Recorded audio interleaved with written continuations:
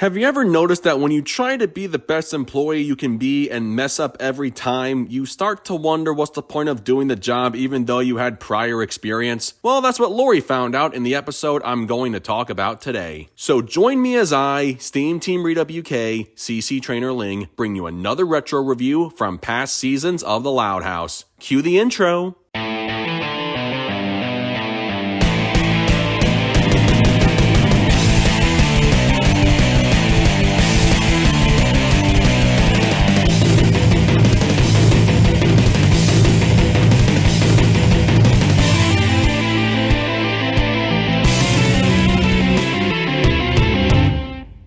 Today's episode is Can't Hardly Wait. In this episode, Lori takes up a few jobs at her dad's restaurant, but quickly discovers how every task she does is harder than she thought. I used to think this episode was just decent, but over time I started rethinking it, and now I find it less than decent. I mentioned once how Lori almost never has a bad solo episode, but this right here is the exception. The biggest detriment to the episode is how Lori is presented as very incompetent while working in her dad's restaurant, even for some of the simplest tasks like cleaning up tables and properly operating a dishwasher. While I'm willing to let a few screw-ups slide, some quite literally in the case of mopping the floor, because some of the things that happened to her were either caused through no fault of her own, unintended lapses in judgment, or a simple stroke of bad timing, other instances I in good faith cannot excuse. She can't properly take customers' orders, let alone try to bring them to their tables, and she can't handle herself preparing food in the kitchen. Yes, I understand she was only trying to follow in Kataro's footsteps by trying to remember the orders in her head and deliver all the food at once, and I get how she wanted to make a good impression. However, if the story wanted her to come off as a first-time rookie, she should have never tried to make such a big impression by attempting to emulate a professional from the get-go. At her age, she should have had a bit more common sense if this experience was completely new to her. This, of course, ties into my next issue with the episode, a total disregard for continuity. The writers want you to believe this is the first time Lori has